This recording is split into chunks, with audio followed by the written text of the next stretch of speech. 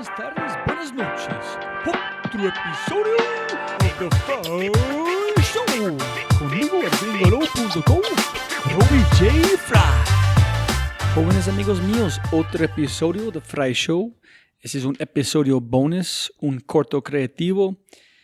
Y el origen de este episodio nació después del episodio con Andrés Gutiérrez de Tapsi. Es el cofundador de la primera aplicación de taxis en Colombia. Y antes de este episodio yo grabé un podcast con Carlos Ángel, el ex gerente de Uber Colombia. Y los dos están hablando de un momento en tiempo que está pasando simultáneamente o en tiempo real con el otro. Es decir, Carlos en su podcast están hablando de la mentalidad en que es decir, cómo es ser Uber entrando a Colombia en América Latina, mientras Andrés está hablando de Tapsi tratando de construir esta empresa mientras Uber está llegando. Entonces yo corté las piezas más importantes que en mi opinión están capturando, o mejor capturando la historia, la esencia de esas dos conversaciones, y puse en una secuencia con la intención de contar esas dos historias, pero en tiempo real, para ustedes pueden sentirse como me siento cuando yo escuché los dos. Es impresionante entender el mundo de Silicon Valley, una empresa que es más enorme, que es casi imposible entender, con un startup en Colombia peleando contra ellos. ¿Y qué pasó con los dos? Cómo son muy similares, cómo son diferentes. Los dos son exitosos. Es muy raro cuando escuches, pero demasiado interesante, pero por lo menos para mí. Y no, yo disfruté demasiado construyendo este episodio y ojalá que ustedes disfruten tanto como yo. Mil gracias a toda la gente escuchando. Y de verdad, si quieren o quieres ayudarme a difundir este contenido, historias de gente brillantes de América Latina, crecer este podcast, ayudarme a conseguir más gente, solamente ayúdame con una reseña en iTunes si eres capaz, porque escuchas con iTunes o Apple. Comparte este podcast que toda la gente puede hacer con sus compañeros, sus amigos, con 5 personas que no han escuchado, no escuchan el podcast.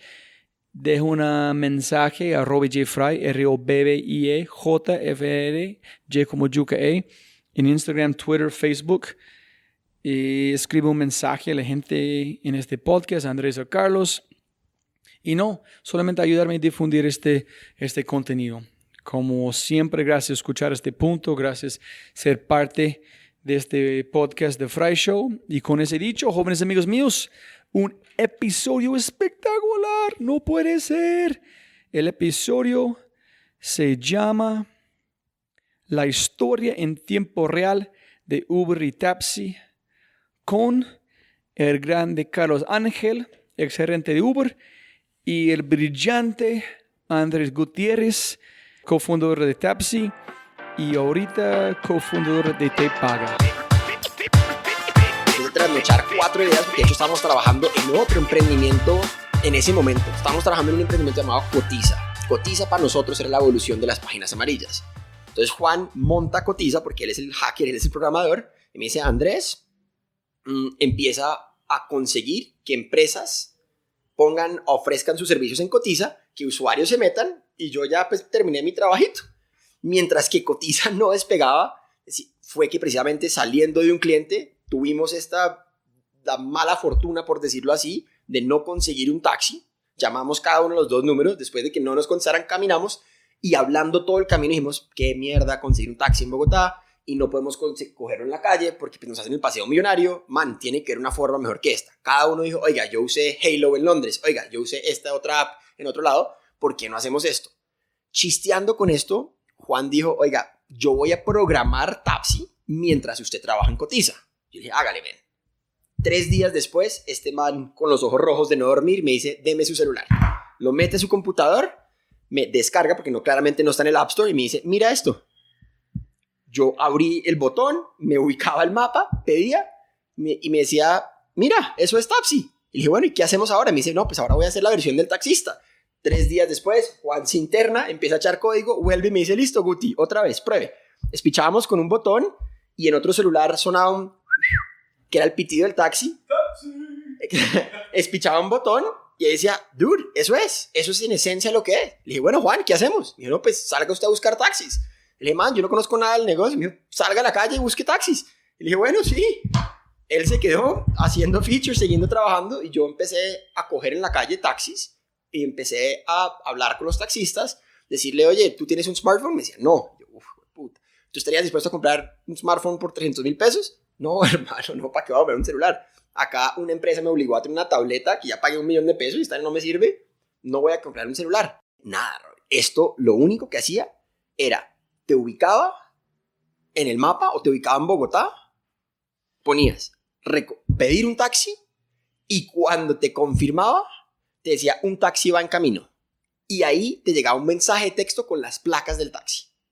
Ese era como el MVP. Creo que mucha gente acá salta a decir, tengo que tener un producto súper terminado con todos los features que me imagino, y trata de hacer eso por 2 años. Se demora mucho en lanzar al mercado, o lanza y después se da cuenta que la mitad de los features nadie los quiere porque tú solo te estabas imaginando el producto. Nosotros dijimos, miremos si esto realmente cumple una función de que simplemente reemplace la llamada. Fuimos a decirles, sí, esta es la idea, nosotros ya estamos trabajando en este app que funciona así, simplemente no tenemos taxis, y lo que nosotros pensábamos es que nosotros necesitábamos crecer la masa crítica de los taxistas lo más rápido posible, porque para nosotros era relativamente fácil hacer una campaña y conseguir que 100 personas la descargaran, pero ¿cómo hago para llegar a 100,000 taxistas o 5,000 taxistas? Porque era muy difícil. Entonces dijimos, vendámosle esto, entre comillas, a las empresas de taxi. Digámosles, esta es la evolución del radioteléfono. Nosotros imaginamos y arrancamos yendo a las empresas de taxi. Y les dijimos, señores, esta idea de que las personas ya no llaman por el celular, sino que lo piden a través de una app, es el futuro de su industria. Creo que no es que el taxista no era inteligente y no es que él era suficientemente visionario de entenderlo. Creo que nadie se lo había presentado. Nadie le había dicho al señor taxista, oiga, este celular le puede reemplazar el radioteléfono, su teléfono y este GPS que le metieron. Imagínate que todo eso se reemplace en un equipo acá. Tú vas a recibir máscaras porque vas a llegar más cerca, vas a tener funcionalidades adicionales. ¿Por qué no? Jamás estamos pensando el tamaño de mercado y honestamente, la primera vez que pensamos el tamaño de mercado fue porque necesitamos levantar capital y necesitamos convencer a unos inversionistas que esto realmente es grande. Pero esa fue la primera vez que dijimos, listo, oiga, wow, 1,000,000 de personas cogen taxi al día. Por 8,000 pesos la carrera, wow, eso es un TPV de 8,000 millones de pesos al día, que podríamos ser nosotros. Y ahí fue que empezamos como a dimensionar lo grande que es esto. Y decimos, oiga, son 200,000 taxistas. Y poco a poco esto fue como cayendo en cuenta, y después cuando vimos los decks de otras empresas, veíamos que uno de los grandes argumentos para usar taxis es que no tengo el income para un carro, o no hay un metro o un sistema público masivo que funcione eficientemente, las distancias son muy lejos para caminar. Entonces empezamos como que a hacer chulitos y dijimos, pucha, Bogotá es la ciudad perfecta para una app de estas. Estamos en el lugar correcto, en el timing correcto. Ellos me buscaron, ellos buscaban gente como emprendedora en tecnología, tenían un modelo muy interesante que era expansión hiperlocal, entonces eran muy corporate heavy al llegar y montar gerencia general y gerencia pues de todo en ciudades. En Colombia, pues en Medellín y en Bogotá al principio habían 2 gerencias generales, porque la filosofía de ellos era que la ciudad era el centro del negocio y que tenía que haber un gerente general por ciudad. Y eso era muy costoso, era muy difícil por la parte de recruiting y de conseguir todas estas personas en cada una de estas ciudades. Pero creo que ese fue finalmente el gran turbo de Uber, que logró tener, yo siempre le digo 600 startups. Me hubiera gustado escribir un libro que se llamaba simplemente 600 startups, porque eso era lo que era Uber. Uber era eso. Eran 600 startups, cada una con un CEO, cada una con un P&L, y eres el motor. Fue difícil. Literal lo que me tocó hacer fue, porque yo había hecho el MBA en la mejor escuela del mundo, había hecho consultoría de alta dirección, entonces le he enseñado a los CEOs cómo hacer management. Se supone que tú ya sabes hacer esto, pero cuando llegas a una situación en la que todo crece tan rápido, nada funciona de lo que hayas aprendido, nada. Literalmente no puedes hacer las cosas como si estuvieras manejando un Bancolombia, o porque vas a una velocidad muchísimo más rápida de lo que van esas personas y tienes muchísimos menos recursos. Entonces, eres un $1 billion company en cierto sentido, pero en otro sentido literal eres una cosa de garaje. Entonces, ese gap como gerente y líder es muy difícil de cerrar. Y lo haces, creo yo, hoy en día es con Scrum y aprendiendo cómo ser un gerente ágil y cómo administrar cada dimensión de un negocio de manera ágil, que todo concuerde entre sí y bajo unas condiciones que parece mucho más, porque pasan tantas cosas tan rápido, ya que creo que es una empresa que pasa muy pocas veces en la vida, es tipo Google o Facebook, que pasa una vez cada década, y eso, en este caso, en el área de logística y operations y el mundo real, para mí Uber siempre fue ese lugar donde se encontraba lo físico con lo digital, los bits y los átomos. Era Silicon Valley en Medellín, Silicon Valley en Yakarta, ¿no? Era eso. Y eso nunca lo había hecho nadie, ni Facebook, ni Amazon, ni Apple. Ellos nunca habían llevado a estos países y a estas ciudades marketing, product development, todo. Siempre era un sales representative, un country manager. En verdad no había nada. No había alma, ni mucho menos estrategia. Claro, era 600 startups y al cada startup de estas 600 tener una bandera, tener un ethos como lo tenía, porque cada ciudad tenía un flavor. Era buena para algo, era mala para algo. El equipo, el gerente era bueno para esto, malo para esto, y entre todas nos ayudábamos. Entonces, mercadeo en Medellín resultó siendo algo en lo que nos volvimos muy fuertes y ayudábamos a muchas otras ciudades como Bogotá, Lima, Río, San Pablo, México, a desarrollar los procesos y los equipos que ellos necesitaban desarrollar. Y otras ciudades se especializaban en otras cosas. Y esto fue orgánico, esto no fue algo planeado, pero simplemente al llevar todo a la periferia, la creatividad, el hustle, todo estaba en la periferia, con un core muy fuerte en San Francisco, en Silicon Valley. Pues Uber pudo acelerar más rápido que cualquier otra empresa en la historia y de 0 a $70 billones en cuestión de 4 o 5 años. Lo que antes se demoraba alguien montando el segundo donut shop, pues se montó casi un $100 billion company en más de, yo no sé cuántos eran, 130 países del mundo, 600 ciudades. Fue un reto muy grande la parte política y la parte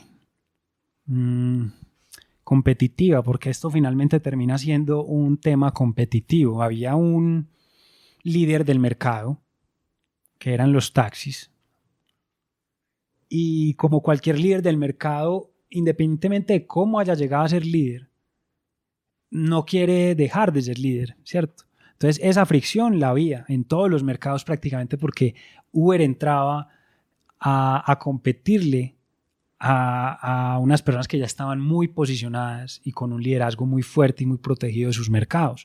Casi en todos los lugares era igual, era la misma dinámica.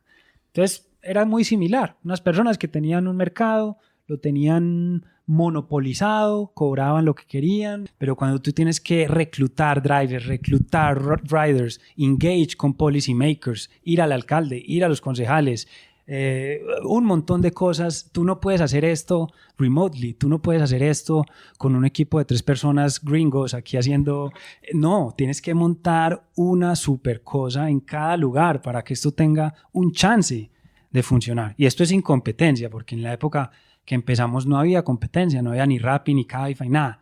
Entonces, quitando el tema de la competencia, ya era muy challenging crecer esa empresa y pues llevarla a los números que se quería llevar. Una vez empezó a llegar la competencia, pues aún más, ya se volvía más difícil aún. Entonces, entre más sólido fueras en cada una de estas 600 startups, pues más difícil era que te como se dice en inglés, eat your lunch, en cualquiera de estas ciudades, porque tienen un equipo muy fuerte protegiéndote. Yakarta, Bangkok, Medellín, Bogotá, Barranquilla, cada ciudad era sólida. Entonces fue muy especial, creo que eso de Uber. Solo pensando en Colombia, nunca pensábamos que esto pudiera ser una empresa a nivel LATAM. Te adelanto un poco, ya cuando lanzamos a otros países, llegamos muy tarde, llegamos con poco fondeo, y después que nos dimos cuenta que nos dejó el bus, ya estamos muy tarde entrando a la mesa, y si hubiéramos tenido más pelotas o más agresividad, tal vez pudimos haber sido el app de taxis más grande de LATAM y nos conformamos con ser el app más grande de Colombia. Ese punto es increíble. Creo que nosotros realmente aprendimos eso estando precisamente en ese concurso de Endeavor Argentina, que nosotros hablábamos, decíamos, esto va a ser grande para Colombia, y los otros 9 argentinos decían, esto va a ser grande para el mundo. Y eran cosas muy chiquitas como esa que uno decía, puta, tal vez mi mindset es muy chiquito. Creo que no es que simplemente el colombiano tiene como percepción de que soy más chiquito o no soy capaz. Y de nuevo, esto no hay números, yo simplemente es mi feeling acá, es que no hemos tenido casos de éxito de empresas haciendo algo similar. Es decir, si hubiera habido un mercado libre colombiano, creo que yo sí podría decir, oye, voy a hacer IPO en Nasdaq. Y puedo decirlo porque, puta, Nicolás y Hernán lo hicieron. En Colombia creo que no hemos tenido tal vez esos casos, no hemos tenido un IKEA colombiano que está en 150 países. Las empresas colombianas que exportan o que están en países, hombre, son 2 o 3. Ahora hay más, pero no hemos tenido realmente, o por lo menos en tecnología, hasta los pocos que hemos visto de Domicilio, Rappi y Tapsi, de empresas de tecnología que han lanzado en varios países. Entonces, hasta ahora era un pajazo mental, era decirte, pues sí, es como yo voy a ser el primer, yo voy a ser Jackie Robinson, yo voy a ser el primer negro en jugar béisbol, no habíamos tenido el primero, entonces ¿cómo uno va a hacer las pelotas de decir yo voy a ser el primer startup colombiano de tech en estar en 5 países? Man. Creo que las metas, que tal vez el error más grande o más común que hacen las personas y los equipos y las empresas es que las metas son muy pequeñas, poco inspiring. Los premios, o sea, las metas son como bland. De ahí parte todo. Si tu meta sucks, tu crecimiento sucks, tu producto sucks, todo sucks. Si tu meta es lo suficientemente ambiciosa, todo va a funcionar. Nosotros le decíamos Big Ball Bets. Sí, internamente se le decía Big Ball Bet. Todo tenía que ser un Big Ball Bet. Todo tenía que partir de un Big Ball Bet. Entonces, tu proceso estratégico parte de pensar en Big Ball Bets, no en otro tipo de cosas como hacen otras empresas. Y creo que eso cambia el chip totalmente cuando tú piensas en apuestas más bold. Pasamos por encima de todo el mundo simplemente con nuestra ambición y nuestra pasión y nuestro sentido de tener la razón, porque creo que eso era mucho lo que tenía Uber en esa época.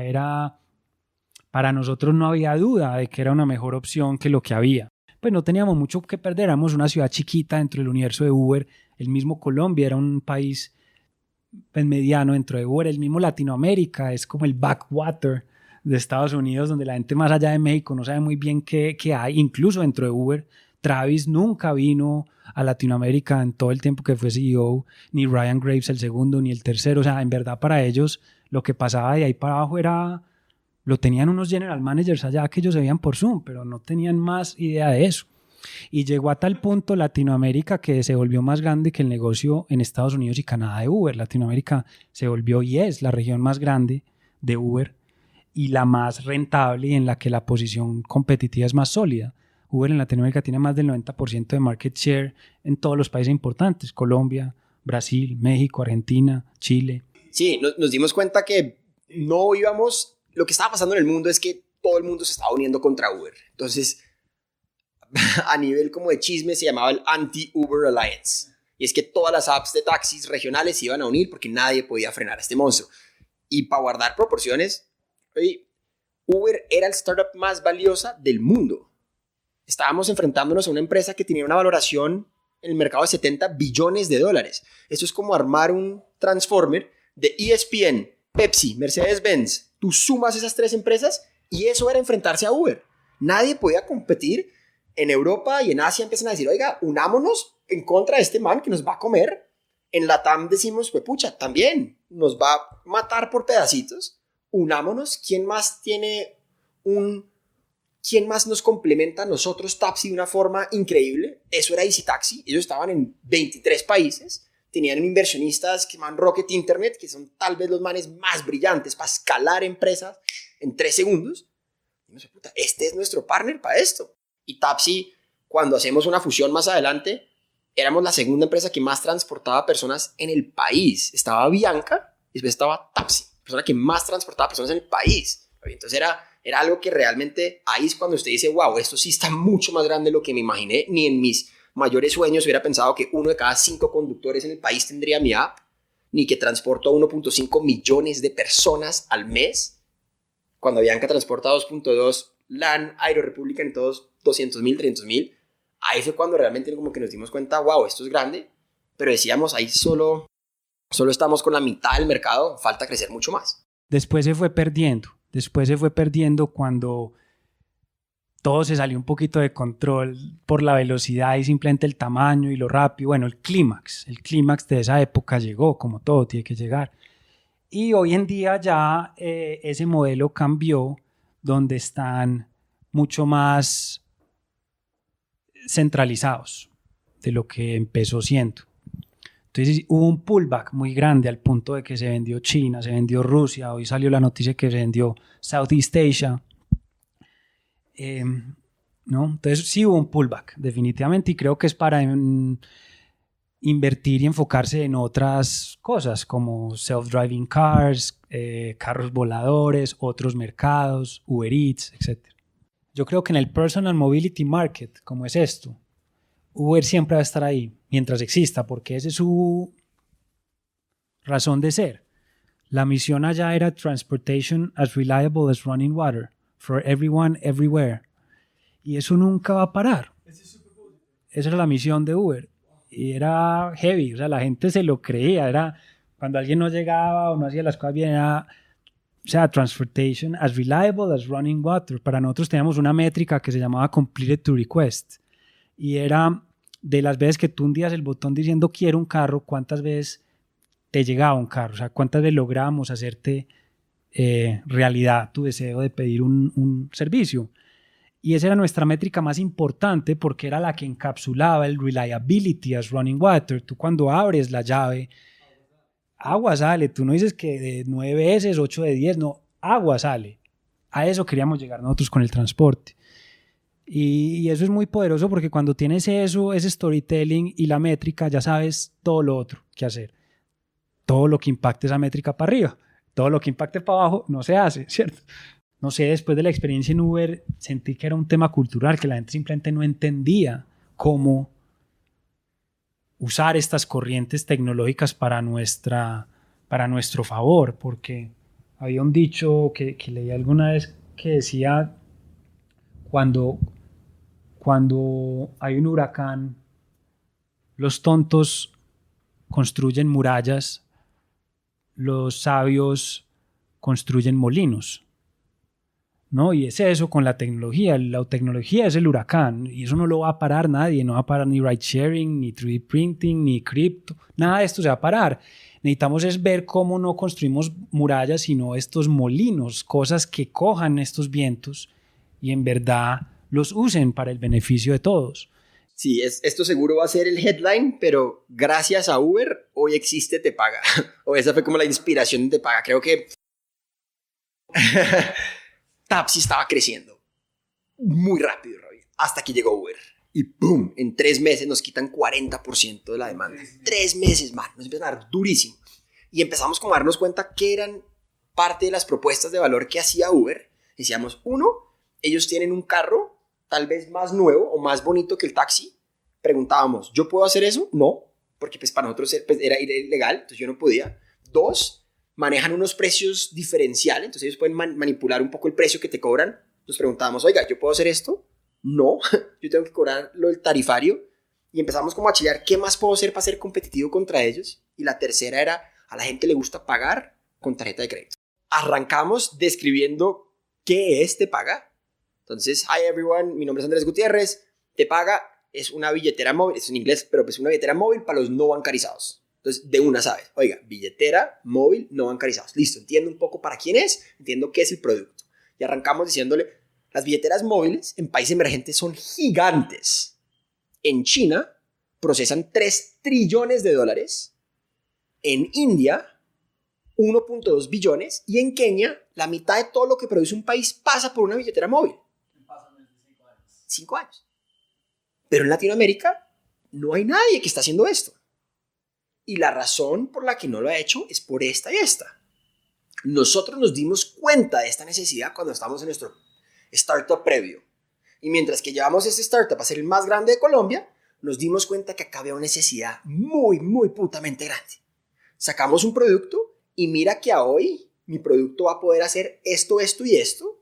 Lo lanzo en 2 meses. Ojo, nosotros levantamos capital sin ni siquiera haber levantado, ni siquiera tener el producto al aire.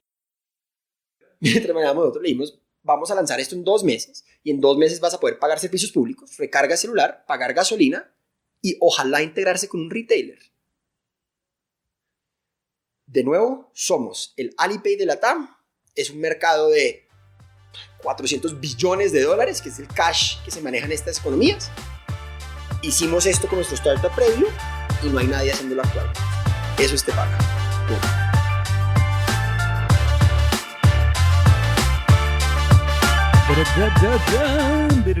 Jóvenes amigos míos, muchísimas gracias y todavía estás escuchando. Oye, a mis compañeros, compañeras escuchando este punto, y si no han inscritos a mi newsletter, solamente váyanse a mi página web de fryshow.com o robbyjfry.com. Ya hay un test de innovación por un pop-up para poner su correo, y allá puedes recibir todas las fechas para mis Innovation Talks que van a pasar entre febrero y marzo y abril de este año. Y no invitaciones ni talleres de como juegos y otros temas, sino como siempre desde amor para la gente a este punto. Les quiero mucho, un abrazo fuerte. Redes sociales, Robby J. Fry, ROBBIEJFRY como yuca, Robby J. Fry. Y allá, cualquier pregunta, cualquier comentario, estoy allá siempre disponible. Castígame, bendiciones como quieras. Y un abrazo fuerte. Chao.